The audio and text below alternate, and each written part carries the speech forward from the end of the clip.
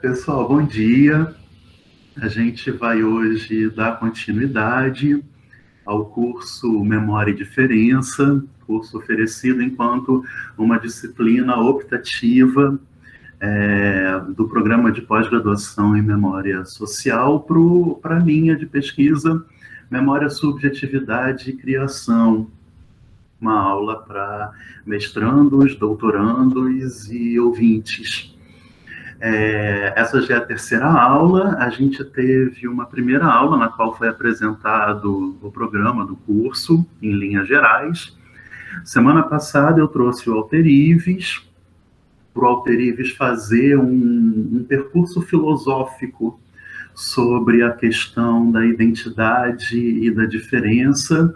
E hoje eu vou trazer um pouco para os dois campos que eu pesquiso, que são os campos da psicanálise e da memória social, toda aquela discussão que a gente teve aula passada a respeito da história filosófica dos conceitos de identidade e de diferenças.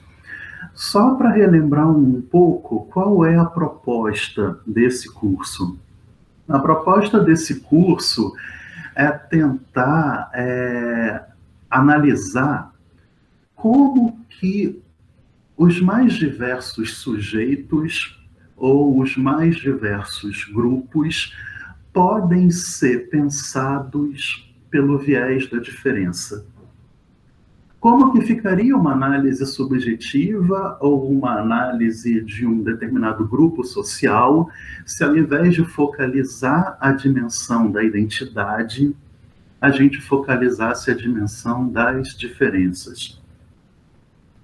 Como é que eu, Ricardo, ao invés de me pensar do ponto de vista identitário, tá? Enquanto professor, psicanalista, branquinho, careca, tudo aquilo que diz respeito ao domínio do eu sou, como é que ficaria uma análise a meu respeito se, ao invés de focalizar esse domínio do eu sou, eu focalizasse tudo aquilo que há de diferente em mim e que não cessa de se atualizar? Como é que ficaria uma análise a respeito de grupos como negros, mulheres, homens, brancos, brasileiros, se, ao invés da gente tentar focalizar aquilo que eles têm em comum, a gente tentasse focalizar eles pelo viés da diferença? Em suma, a proposta é tentar denunciar que essa dimensão identitária é ilusória. Tá? Há uma ilusão de que todos nós, de que eu sou idêntico a mim mesmo, há uma ilusão de que negros, judeus, nordestinos, mulheres, homens são idênticos a si mesmos. Tá? Só que é uma coisa que, por isso a aula passada foi importante, por está se fazendo tão presente há tanto tempo, desde o Platão, a gente acaba aceitando isso sem nenhuma crítica. E a gente acaba abraçando essa dimensão identitária, esse viés identitário, sem pensar que a gente pode analisar esses mesmos fenômenos por um viés completamente diferente. E aí determinados problemas que surgem quando a gente analisa pelo viés da identidade desaparecem quando a gente focaliza eles pelo viés da diferença. Tá? A gente viu que tem uma dimensão identitária, a dimensão do nós somos brancos, nós somos nordestinos, nós somos mulheres. Isso é focalizar o grupo pela dimensão identitária. Fora isso, há o viés do diferente. Eu posso sempre focalizar Eu, enquanto negro, contraposto ao meu diferente branco. Eu, como mulher, contraposto ao meu diferente homem. Por esse segundo viés, a gente até consegue vislumbrar uma dimensão da diferença, porém sempre subjugada à dimensão da identidade, porque tem a definição do o que é mulher e o que é homem, o que é branco e o que é negro. E por fim, há uma terceira dimensão, que ao invés de a gente focalizar identidade ou o diferente, a gente focalizar as diferenças em si próprias. Como é possível definir o que é homem se homens estão permanentemente se diferindo de si próprios? Como falar de mulheres, judeus, negros, nordestinos, pescadores, tá? Se todos nós somos completamente diferentes do que nós éramos há pouco tempo atrás e também somos completamente diferentes daquilo que nós vamos ser a partir de novas experiências. Então a proposta é essa: qualquer tentativa de congelar esse processo de constante diferenciação numa identidade vai ser sempre ilusório. E quando eu falo ilusório, eu não falo que é errado. Não. Cada um estuda do jeito que quiser. Tá? Não é que o meu modo de analisar esteja correto e o modo identitário esteja errado. Não. São apenas modos diferentes de se pesquisar e, consequentemente, conclusões completamente diferentes vão ser estabelecidas. Tá? Primeiro de tudo, o que é identidade? Tá? Identidade é o modo como um sujeito ou um grupo se representa. Identidade é a maneira pela qual um determinado sujeito ou grupo se imagina. Essa é mais ou menos a definição psicanalítica de identidade, aquilo que corresponde ao nosso eu. A minha identidade é como eu me represento. A minha identidade é como eu me imagino. Eu sou Ricardo, eu sou psicanalista, eu sou judeu, eu sou branquinho, eu sou careca. Nós, nordestinos, moramos nos limites que abrangem do Maranhão até o sul da Bahia. Nós, nordestinos gostamos de tal música. Nós nordestinos possuímos tal história. É o modo como um sujeito ou um grupo se imagina ou se representa. E para a gente começar a vislumbrar o grande problema de se pensar dessa maneira, eu queria trazer para vocês dois exemplos de duas pessoas que eu adoro. Uma se chama Caetano Veloso e a outra se chama Gilberto Gil. Tá? Caetano Veloso, no livro Verdade Tropical, que é o livro que ele fala da vida dele até mais ou menos 72, a volta do exílio, onde ele fala de toda a história do movimento tropicalista. Ele conta o seguinte, é claro que eu vou fazer uma coisa meio teatralizada, não é exatamente assim, dessa maneira que ele conta, tá? Mas ele conta assim, quando eu era adolescente, em Santo Amaro, interior da Bahia, os meninos, jovens todos, tinham topete, ouviam rock, se vestiam igual ao Elvis Presley. As meninas se achavam a Marilyn Monroe. Todas queriam ser iguais a Marilyn Monroe, grande estrela de cinema. Já eu gostava de fados. Aprendi a cantar fados maravilhosos, cantava para minha família, todos os fados que eu aprendia, Eu achava Elvis Presley e Marilyn Monroe um saco. E eu fui o primeiro compositor a colocar Coca-Cola na letra de uma música brasileira. Tá? A questão é, bom, parênteses, depois o Caetano reviu isso e descobriu que antes dele o Luiz Gonzaga tinha colocado Coca-Cola na letra de uma música chamada United States of Piauí. Então ele não foi o primeiro, ele foi o segundo. Mas isso não tem muito problema. O que eu quero trazer com vocês é qual é o problema de uma pessoa que não curte nem Elvis Presley, nem Marilyn Monroe, colocar Coca-Cola na letra de uma música popular brasileira. Se a gente pensar pelo viés identitário, todos os problemas do mundo.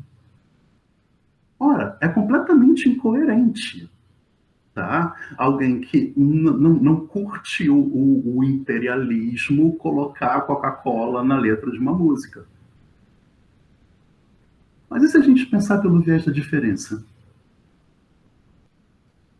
E se a gente pensar que quanto mais a gente tenta ser idêntico a nós mesmos, mais a gente nega aquilo que há diferente em nós.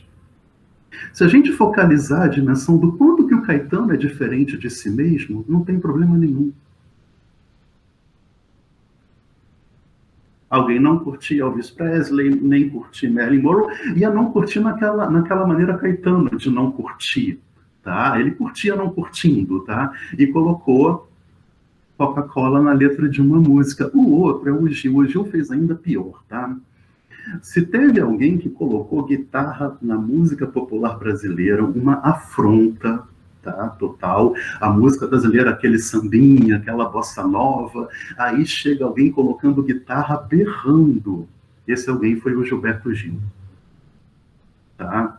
O Gilberto Gil introduziu a guitarra na música popular brasileira no ano de 1967. E no mesmo ano de 1967, ele foi para uma passeata contra o uso da guitarra elétrica na música popular brasileira. Se a gente focalizar pelo viés identitário, é um absurdo. Como é que pode alguém que coloca a guitarra na música popular brasileira ir para uma passeata contra a guitarra na música popular brasileira? Se a gente focalizar a dimensão da diferença, problema nenhum. Até porque perguntaram para ele no documentário sobre o festival de 67, Gil, por que você foi nessa passeata contra o uso de guitarra? E ele, porque ele estava lá. Eu também iria, todos nós iríamos. Tá? Isso só é incoerente se a gente pensar pelo viés identitário. Certo? Então, eu vou começar a apresentar, quer dizer, a gente já começou semana passada a apresentar para vocês um modo completamente distinto de se encarar os fenômenos subjetivos e grupais. E a gente vai continuar isso na aula de hoje, tá? Eu pedi para vocês... Peraí. Agora vai ser o momento chave. Bom,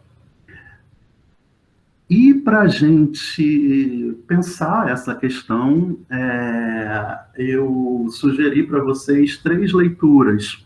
A primeira é um texto do Freud, que eu adoro, chamado O Estranho, tá? Traduzido por O Estranho, está no volume 17 das Obras Completas, é um texto de 1919. Pedi também para vocês darem uma lida na segunda unidade do Império, livro de 2001, mas já clássico, do Hardt e do Negri, quando ele fala de identidades relacionadas ao povo e à nação. E também recomendei um texto meu, na qual eu faço um comentário que articula Freud com o texto do Império. se chama Identificações Grupais e Estranhamento, a memória do que se tenta sepultar, está publicada no Tempo Psicanalítico, revista da SPID, uma sociedade psicanalítica daqui do Rio de Janeiro. Tá? Bom, vamos lá. Vamos começar pela análise desse termo em alemão, intraduzível para o português, e que o Freud chama de unheimlich. E que o Freud chama de unheimlich, não, que em alemão significa unheimlich. É o Freud quem traz isso para a discussão psicanalítica. Unheimlich é um termo intraduzível do alemão para o português. Não há palavra em português que corresponda ao alemão unheimlich.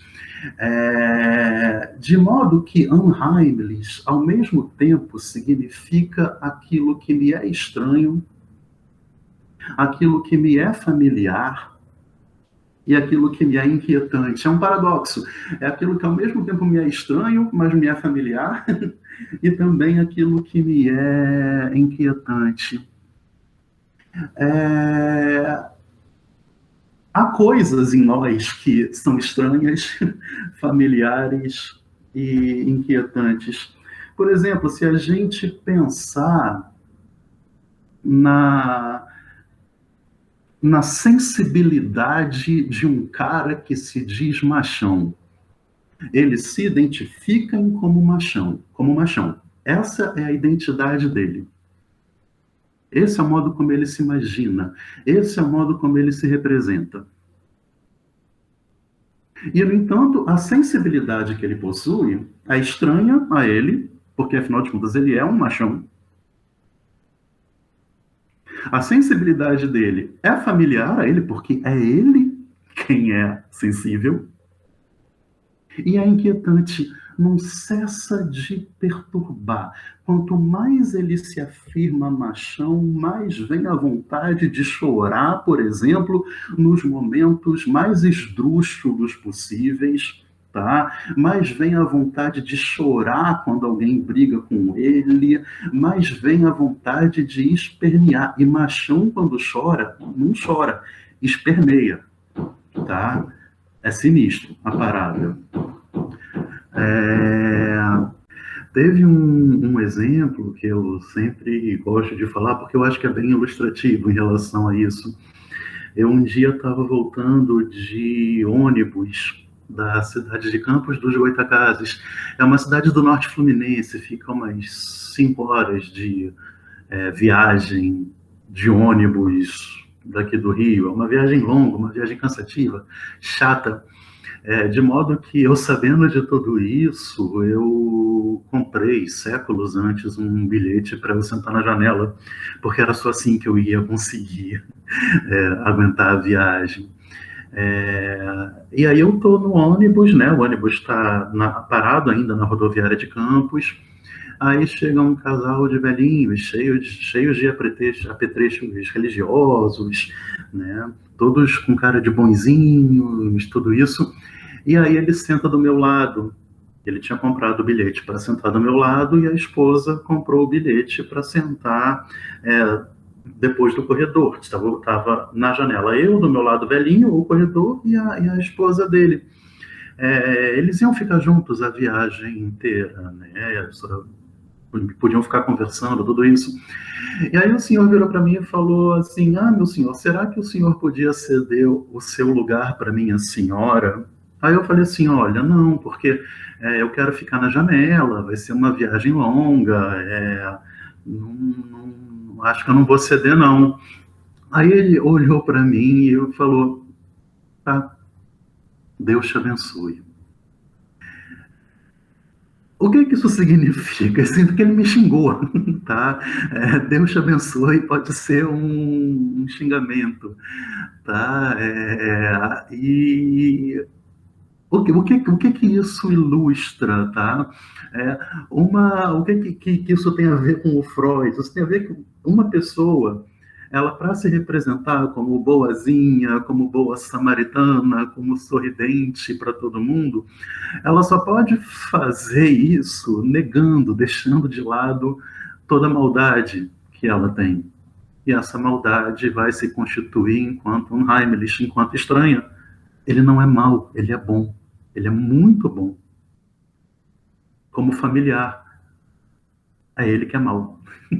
E como inquietante, isso não vai deixar ele em paz ao ponto disso aparecer e ele não poder ser mal, mas poder falar, Deus te abençoe, mas pensando outra coisa por detrás desse Deus te abençoe. Tá? E é justamente essa a contribuição interessante do Freud para a gente pensar essa dimensão identitária. A psicanálise vai dizer que a gente só pode construir uma identidade se a gente negar tudo o que é de diferente em relação a essa identidade. Eu só posso me identificar enquanto machão se eu negar toda a minha sensibilidade. E negar essa sensibilidade não significa uma negação cínica, tipo assim, eu não sou, mas eu sei que eu sou. Não, eu realmente me acredito que eu não sou sensível. Eu realmente me represento como não sendo sensível. Isso é uma verdade minha. Tá? Eu não tenho consciência de que eu sou sensível. E, no entanto, essa sensibilidade negada vai se constituir enquanto unheimlich, enquanto aquilo que me é mais estranho, porque eu sou um machão, aquilo que me é mais familiar, porque eu sou sensível, tá? E aquilo que me é mais inquietante. Eu vou ficar o tempo inteiro prendendo o choro diante das situações mais ridículas do mundo. Tipo assim, ganhou ouro nas Olimpíadas, eu vou ficar com vontade de chorar, mas prendendo o choro, vendo essa pessoa na televisão, porque ser sensível, afinal de contas, é ridículo. Esse domínio do unheimlich, esse domínio do diferente, que é estranho, familiar, inquietante, não vai parar de encher o meu saco. Eu só posso me identificar enquanto bonzinho se eu negar tudo que é diferente a essa representação de bom, se eu negar toda essa maldade que eu tenho, e eu vou realmente me acreditar bom, eu vou desconhecer. Esse processo de negação não é essa negação do senso comum, não, a gente realmente passa a se reconhecer como bom e a jamais poder se ver ou conseguir se ver como mal. Isso é inconcebível para a gente. Tá? E, no entanto, essa minha maldade vai se constituir enquanto negada, vai se constituir enquanto unheimlich, enquanto estranho, porque eu sou bom, enquanto familiar, porque sou eu que sou mal. Ao mesmo tempo, estranho, familiar e inquietante. Isso vai lutar para ficar aparecendo toda hora, e eu vou falar Deus te abençoe para todo mundo, mas pensando outra coisa em relação àquela pessoa, tá? E por aí vai. E isso serve para dizer o quanto que, demonstrar o quanto que a identidade é algo ilusório. Tá? A gente pensa que a identidade está ligada a uma essência. Eu sou bom. Não. Você não é essencialmente bom. Você se constituiu enquanto bom e só pode se constituir negando a maldade. A gente pensa que a identidade é algo unificada, una. Não, você não é uno. Você é bom e mal. A gente pensa que a identidade é coerente. Não, não é coerente. Você é mal. Tá? E a gente pensa que ela é algo que persiste ao longo do tempo. Não, ela vai mudando, a gente vai se diferindo de nós mesmos. Se a gente deixar essa situação mais folgada, a gente vai ver que hora a gente é bom, hora a gente é mal, hora isso, hora aquilo, tá? E uma outra coisa importante, essa dimensão do unheimlich, essa dimensão do estranho, do familiar e do inquietante, ele também vai se fazer presente no que o Freud chama de projeções. Tipo, eu só posso me identificar como machão se eu jogar toda a minha sensibilidade no outro. E aí eu me constituo enquanto machão e eles enquanto sensíveis. Eu projeto aquilo que é de diferente em mim, aquilo frente ao qual eu me defendo, no outro. E aí se constitui duplos. Eu, o machão, e os outros sensíveis. Eu só posso me identificar como bom se eu projetar no outro as minhas maldades. Isso que me é estranho. E aí eu me identifico como bom e eles como maus. O que também é ilusório, porque o Ardit e o Negri vão trazendo o livro do Império, a situação esdrúxula do povo europeu se identificando, se representando enquanto civilizados, e eles só puderam se designar civilizados dizendo que americanos são bárbaros, africanos são bárbaros e asiáticos são bárbaros. Nós somos civilizados. Eu só posso me dizer civilizado se eu jogar, se eu projetar no outro toda a minha barbárie. Mas, entanto, essa barbárie não vai ficar calada. E foi justamente o povo europeu aquele responsável pelas duas maiores barbáries da história. Tá? Olha como essa identidade do europeu enquanto civilizado não está ligado a uma essência. Não está ligado a, não é coerente. Eles são bárbaros. E essa barbárie mais vai ganhar força à medida que eles mais vão se representando enquanto civilizados. E é interessante a gente ver isso dentre esses vários fenômenos grupais que a gente observa. Né? É isso que é interessante mostrar, tá? Para já ir concluindo. Há um efeito colateral terrível quando a gente pensa as questões grupais pelo viés identitário. Tá? E as coisas podem ser pensadas por um outro viés. Isso tanto a nível subjetivo quanto a nível grupal. Nós, mulheres, eles, homens. E tem determinadas alas dos grupos feministas que negam praticamente a entrada de pessoas trans, porque não são mulheres. E acusam os outros de tiranos, de opressores. Tá?